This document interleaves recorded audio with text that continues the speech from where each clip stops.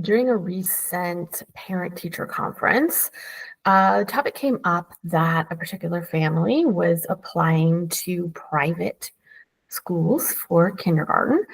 And I know that public kindergartens in the US generally want children to know all of their letters before starting kindergarten. And I had just asking the family what the expectations were at this private kindergarten. And the mom said that, in her older daughter's experience, the kindergarten was still doing letter of the week in the kindergarten. So she didn't think that they expected children to know all their letters when they came in. They just said, we take the children where they are and we go from there. And while that piece of it, take the children where they are and we go from there, and not really forcing the letter knowledge in preschool, absolutely tracks with what we do in Wildwood Nature School.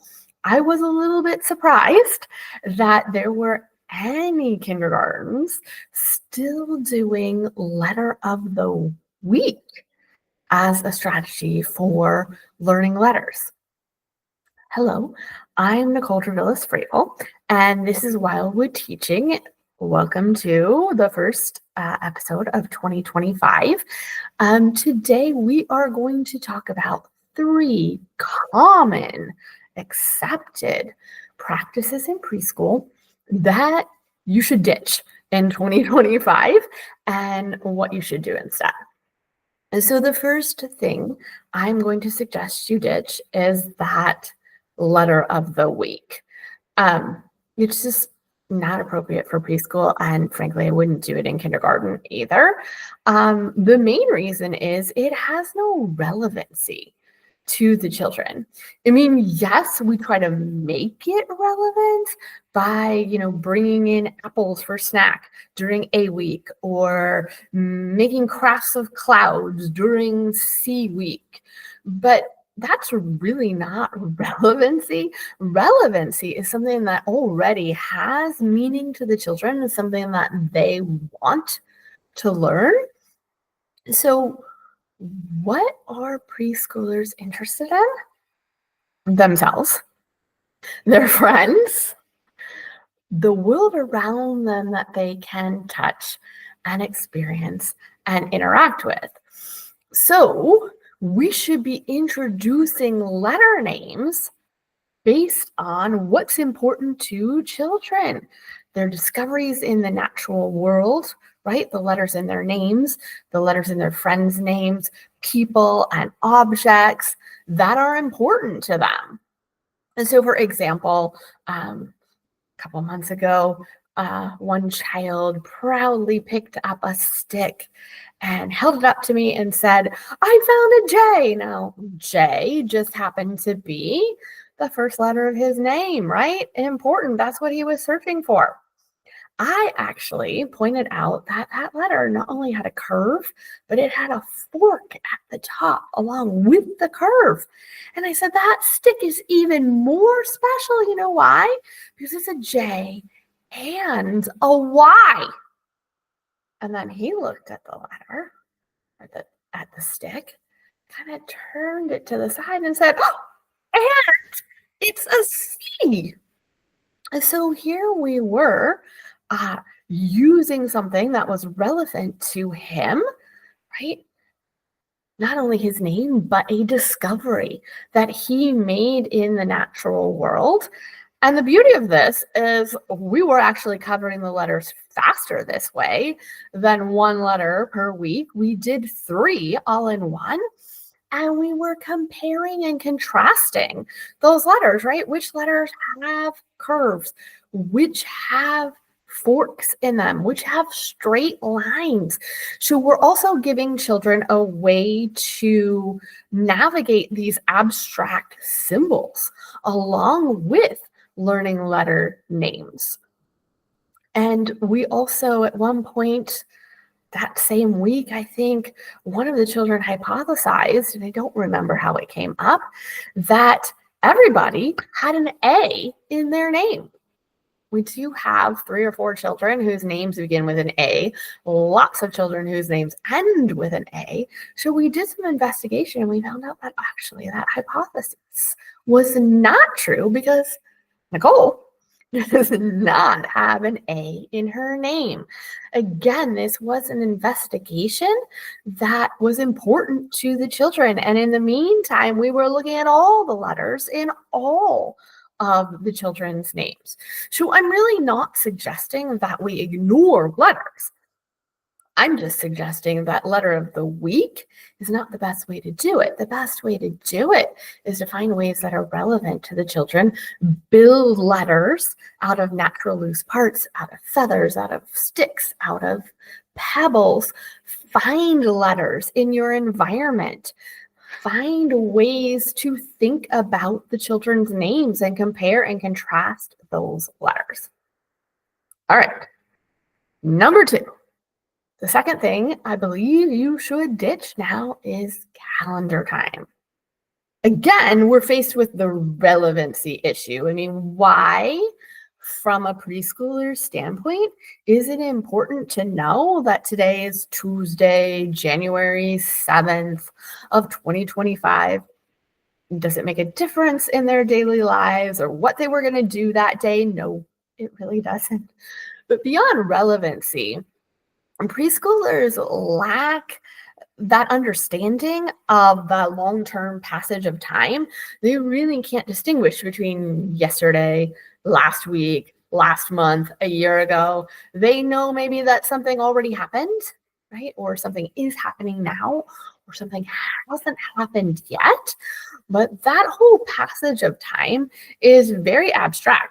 So what we're doing by having a calendar time for children is we're actually confusing them, right? When adding in something that they don't have a connection to with that wall calendar and all of these numbers in a row that they don't recognize the numbers yet, right? So in order to teach that sequencing, right, that it already happened, it's going to happen first, second, next, before.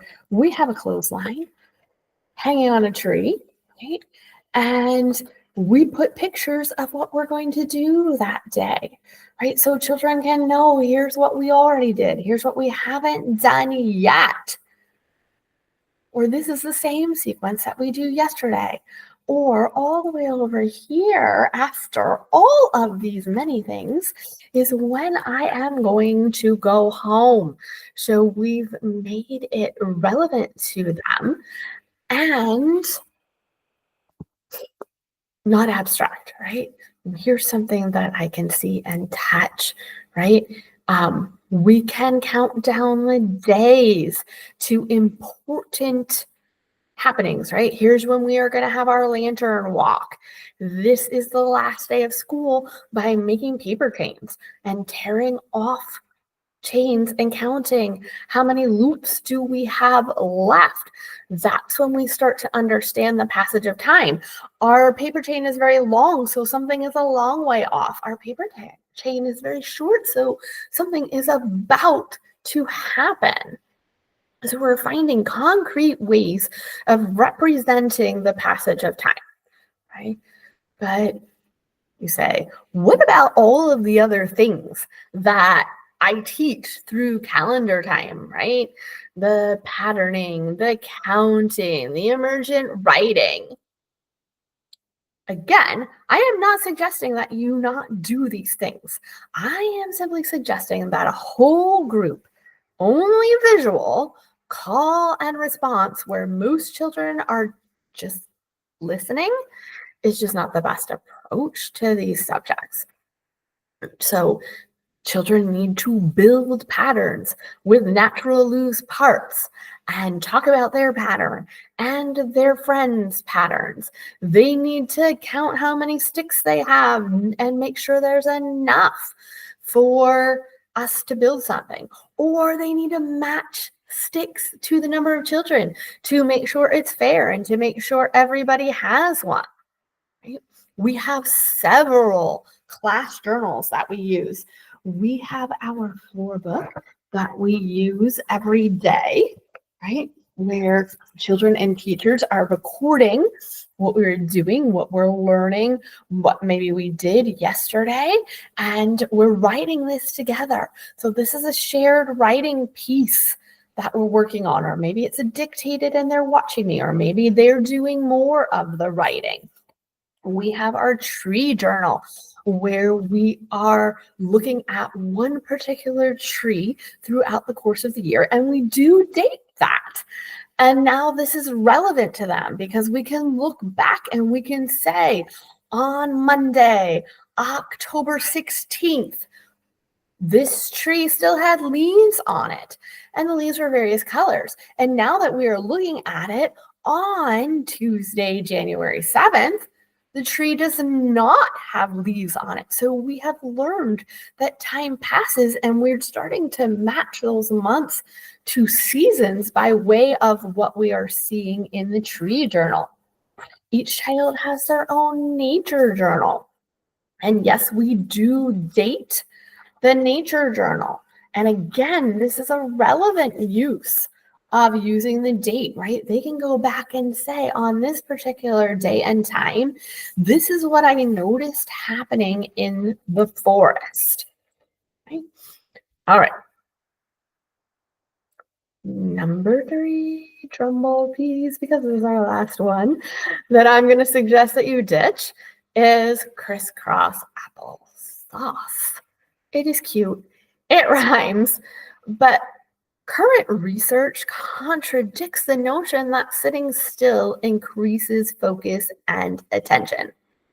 In fact, some studies show that, one in particular, that first graders working at standing desks actually increase their attention, their alertness, their retention, and their on-task behavior. There's a whole market for fidget toys, right? Science-backed ways to help children self-regulate and focus their attention. So at Wildwood Nature School, each child has a yoga mat, and that defines their space during our group gatherings. We set our yoga mats in a circle, and they have their space where they can be when we meet as a group. We do not have a rule that children sit on their mats or sit in a particular way. They can stand, they can lie down, they can switch between positions, right? Sometimes if you sit in one way for a long time, it is not comfortable. And then you're thinking about how uncomfortable you are, not what is going on with the group. There is, however, a rule about respecting others in the group and their ability to listen. So if you stand, generally you stand behind your yoga mat or right on it so that everybody else can see, right? Sometimes when I'm reading a story, because we're in a circle, some children need to move to see because they might be right next to me, and that's a hard vantage point for the book. But kind of if you're sitting in front of the teacher, you are sitting, right? Because any other position makes it difficult for the people behind you to see. If you're choosing to fidget with a toy, right? Again, right? You are fidgeting in a way that's not poking your neighbor, right? Or making too much noise that your neighbor can't hear. If you do indeed need to make some noise or have a larger movement, you do have the option of getting up from the group, doing what you need to do away from the group, but always, right, close enough that the teacher can keep you safe, right? And returning to the group. And I do know teachers worry about, right, if I allow children to get up and leave the group, then everybody's going to leave the group. A lot packed into that, right?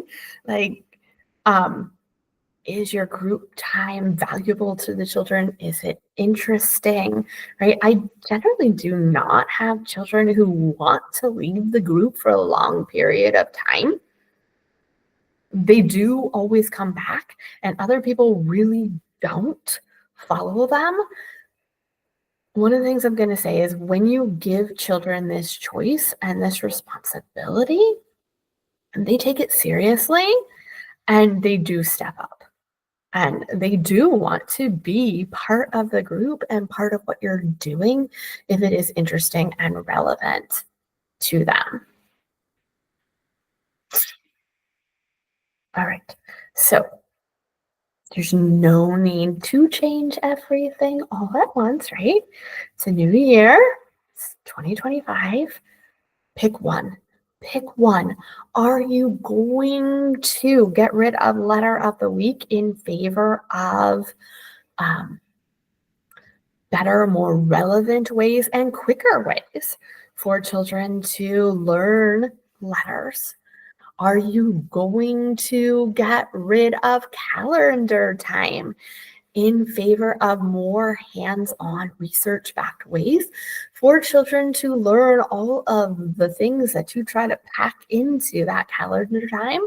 Or are you going to ditch crisscross applesauce in favor of ways that allow children to choose how they pay attention?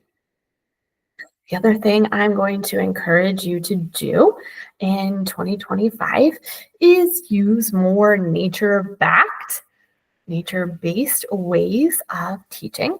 And if you are ready to do that, I encourage you to join us for a live workshop on January 22nd, Wednesday. It will be recorded for those of you who cannot attend live. I'm going to go over how to use snow for hands-on science. Right? We are embracing the cold weather, and whether you are inside or outside, I will give you some ways that you can use snow for science learning inside and outside your classroom. There will be a little card that pops up. You can click on that link. You can click on the link that should be below this video.